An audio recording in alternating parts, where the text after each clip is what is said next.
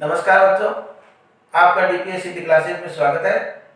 और हमारा हमेशा की तरह ही आप जानते हैं कि इस चैनल के माध्यम से मैं नियमित रूप से आपके लिए व्याकरण से संबंधित अनेक प्रकार के वीडियो समय समय पर प्रस्तुत करता रहता हूं। और उसी श्रृंखला में जो हमारा विषय चल रहा है वर्तमान में, वह चल रहा है भाषा। तो वास्तव में भाषा क्या है, इसके बारे में हमने जानकारी प्राप्त की कि भाषा वह माध्यम है जिसके माध्यम से व्यक्ति अपने हृदय के विचारों को प्रकट करता है। भाषा के माध्यम से व्यक्ति अपने हृदय के विचारों को प्रकट करता है। भाषा के दो रूप भी पढ़े अपने। उसके अंतर्गत हमने पढ़ा कि भाषा के दो प्रकार होते हैं। दो प्रकारों के अंतर्गत हमने लिखित और मौखिक दोनों का वर्गीकरण पढ़ा, और उसके पश्चात हमने उसके लिखित और मौखिक में जो अंतर होता है उसका भी हमने विस्तार से अध्ययन किया। इसके अलावा भाषा की इकाइयों का अध्ययन किया। अगर आप इन अध्ययन से वंचित रह गए हो तो निश्चित रूप से आप हमारे पुराने वीडियो को देखें, क्योंकि ये बिंदु ऐसा है कि हमारे प्रारंभिक कक्षाओं से लेकर के अंत तक, प्रतियोगिता परीक्षाओं तक ये बहुत उपयोगी बिंदु है। अब और यहाँ तक कि राजस्थान बोर्ड की जो 12वीं की परीक्षा होती है, उस सीनियर की परीक्षा में भी भाषा से संबंधित प्रश्न पूछे जाते हैं और बहुत ही आसान तरीके से पूछे जाते हैं। हम आसानी से उसका उत्तर दे सकते हैं। तो आज उसी श्रृंखला में हम भाषा के विविध रूपों का अध्ययन करेंगे कि भाषा के विविध रूप होते क्या है। हम कई बार देखते हैं कि बालक या कहीं भी किसी भी गांव में जाते हैं या कोई गांव का व्यक्ति हमारे गांव में आता है या कहीं मिल जाते हैं, तो हम उसकी बोली देख करके हमको एहसास हो जाता है कि ये व्यक्ति जो है हमारे क्षेत्र का नहीं है। उसकी बोली देख करके, उसके बोलचाल को देख करके हम पहचान लगा लेते हैं कि ये व्यक्ति हमारे क्षेत्र का नहीं है। कैसे लगाया? वो उसकी बोली में अंतर दिखा हमको। बोली में अंतर दिखा। कहा जाता है कि कोस कोस पर, 4 कोस पर पानी बदले कोस कोस पर वाणी, अर्थात हर कोस पर जो है पानी और वाणी इनमें काफी बदलाव हो जाता है। तो उसी श्रृंखला में जब भी कोई व्यक्ति आता है, वो या हम देखते हैं हमारे राज्य में जो भाषा बोली जाती है वह पंजाब में अलग बोली जाती है। पंजाब में कोई व्यक्ति आता है तो हम पहचान जाते हैं कि ये बोली के आधार पर ये अपने राज्य का नहीं है। तो ये भाषा के विविध रूप होते क्या है? ये विविध रूपों का मतलब ये मानो कि हमारे देश की जो सांस्कृतिक विशेषता है, सबसे बड़ी जो सांस्कृतिक विशेषता है वह है कि विविधता में एकता। हमारे देश में भी अगर देखा जाए तो अनेक प्रकार की बोली भाषाएं बोली जाती है, फिर भी हम एक हैं। अन्य राष्ट्रों को भी देखें तो समस्त राष्ट्रों की भी एक माध्यम होता है जिसके माध्यम से वो हृदय के विचारों को व्यक्त करता है। तो उन विविध रूपों के अंतर्गत जो पहला रूप आता है वह आता है बोली। पहला रूप आता है बोली। ये बोली होता क्या है? भाषा के विविध रूपों की जो शुरुआत होती है वो बोली। इसका देखो बच्चों, इसका सबसे बड़ा वो जो बात है वो यह है कि बोली एक सीमित दायरे में बोली जाती है। इसका क्षेत्र काफी सीमित होता है। बोली का जो क्षेत्र है वह काफी सीमित होता है। एक तो इसका क्षेत्र सीमित होता है, अर्थात सीमित क्षेत्र में बोली जाती है। एक विशेषता तो ये हो गई बोली की। दूसरा, इसके अंतर्गत स्थानीय शब्दों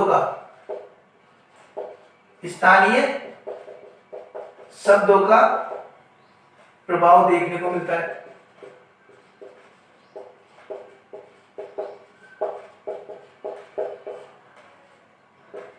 इसमें स्थानीय शब्दों का प्रभाव देखने को मिलता है। जैसे हम बोल देते हैं आमतौर पर कैसे बोल देते हैं अपने गांव के हिसाब से, या कैसे भी, वो स्थानीय शब्दों का प्रभाव देखने को मिल जाता है। साहित्यिक दृष्टि से अगर देखा जाए तो भाषा उचित नहीं रहती है।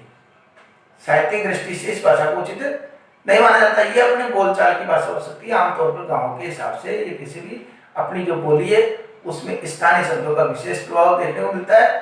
और दूसरा, ये जो है यहाँ पर इसका क्षेत्र काफी सीमित होता है। इसी के बाद जो दूसरी भाषा आती है वह आती है विभाषा। विभाषा किसे कहते हैं?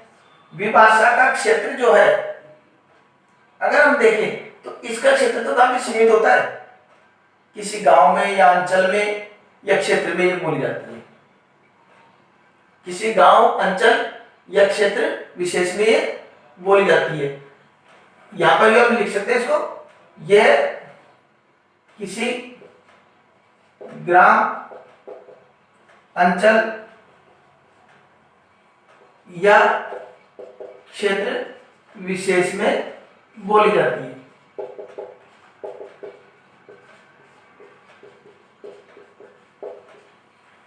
ठीक है। अब विभाषा क्या होती है? विभाषा में देखो, इसका क्षेत्र बोली की अपेक्षा थोड़ा व्यापक होता है। इसका क्षेत्र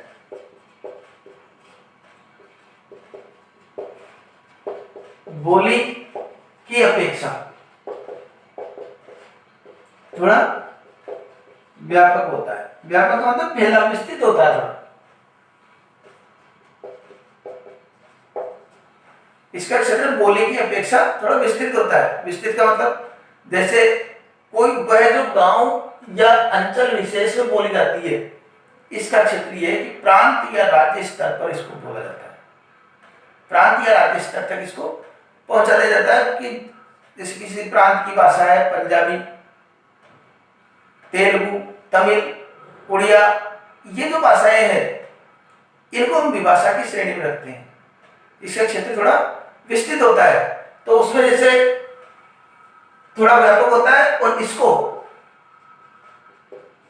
किसी प्रांत,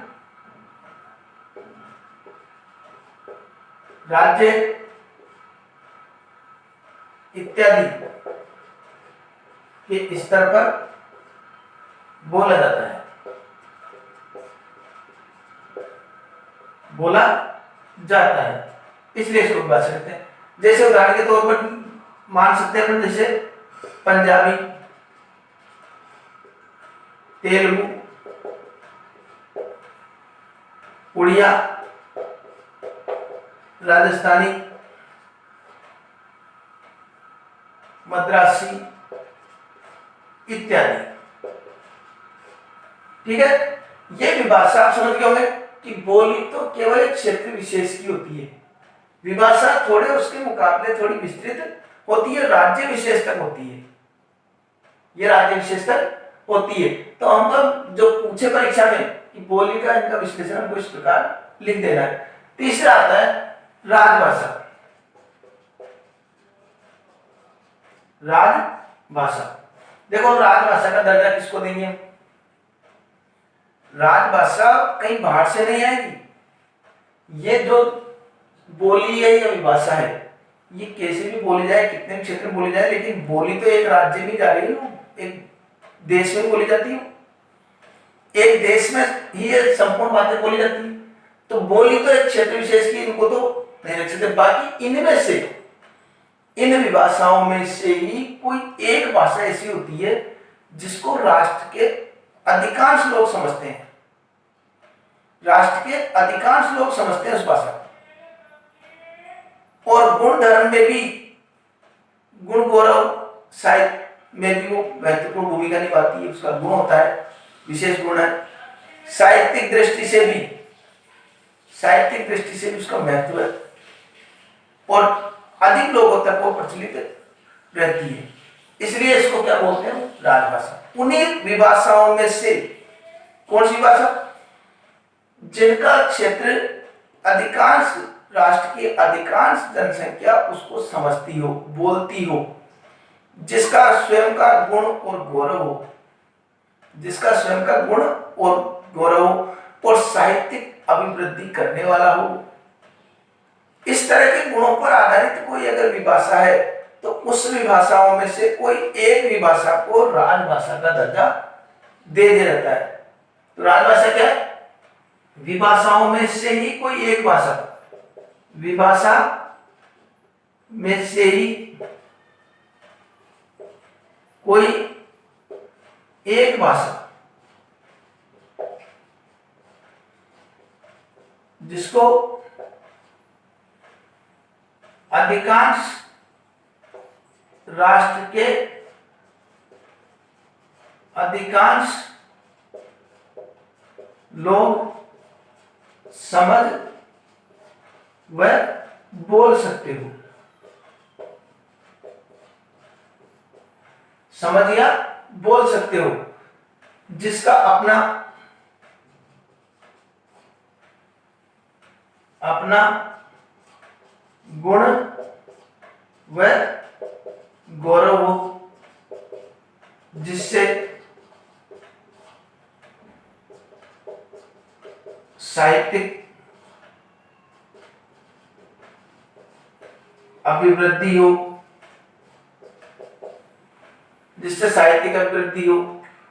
इत्यादि आधार पर साहित्यिक अभिवृद्धि हो, इस प्रकार की कि कोई एक विभाषा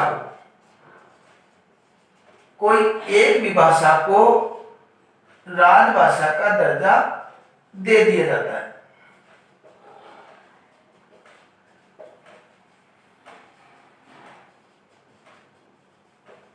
ये राजभाषा हो गई। अब तीनों को एक बार स्क्रीनशॉट ले लीजिए। मैं इसको मिटा देता हूं। तो हमने 3 पढ़े, विभाषा, बोली और राजभाषा। अब मैं इनको मिटा रहा हूं। अब देखिए,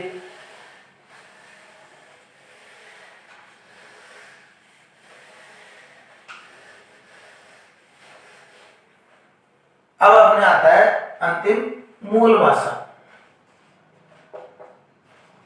मूल भाषा ये क्या पढ़ रहे हैं अपन? भाषा के विविध रूप।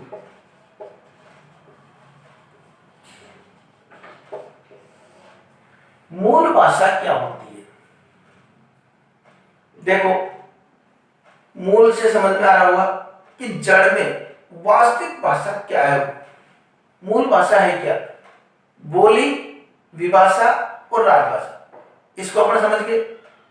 अब मूल भाषा क्या होती है वो भी देखिए कि हम जानते हैं कि संपूर्ण विश्व में जितनी भी भाषाएं बोली जाती है, संपूर्ण विश्व में जितनी भी भाषाएं बोली जाती है, अपन जानते हैं उन सबके मूल में एक ही भाषा रही होगी।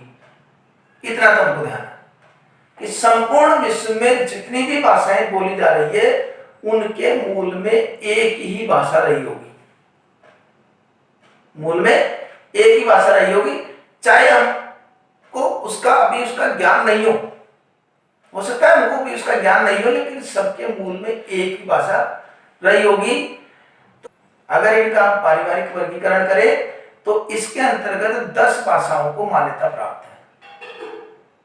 10 भाषाओं को मान्यता प्राप्त है। आधुनिक जो भारतीय आर्य भाषा है, आधुनिक जो भारतीय आर्य भाषाओं की जो मूल भाषा अगर मानी जाए तो उसको हम जानते हैं भारोपीय परिवार के नाम से। भारोपीय परिवार। अब इसमें लिखना क्या है? कुछ ज्यादा विशेष नहीं लिखना, जो मैंने बोला वही लिख देना है कि आज मूल भाषा में, आज विश्व में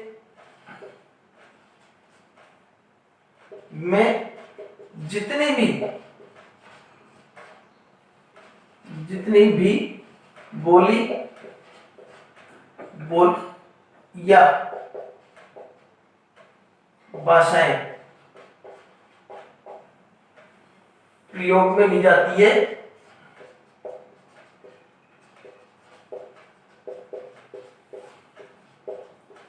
उनके मूल में एक ही भाषा रही होगी। उनके मूल में एक ही भाषा रही होगी, चाहे हमको ज्ञान नहीं हो, चाहे हमको उनका अभी ज्ञान नहीं हो सकता है कि हमको उनका ज्ञान भी नहीं हो, लेकिन मूल में तो एक ही भाषा रही होगी। और अगर इनको पारिवारिक वर्गीकरण के आधार पर देखें, पारिवारिक वर्गीकरण के आधार पर अगर देखें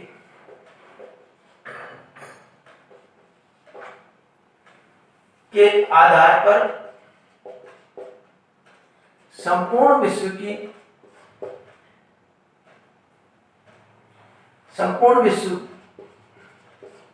पारिवारिक वर्गीकरण के आधार पर संपूर्ण विश्व की जो भाषा है संपूर्ण विश्व की 10 भाषाओं को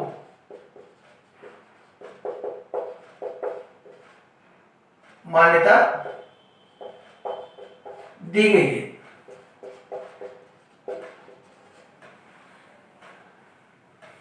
पारिवारिक वर्गीकरण के आधार पर सब 10 भाषाओं को मान्यता दी गई है। संपूर्ण विश्व में 10 भाषाओं को मान्यता दी गई है।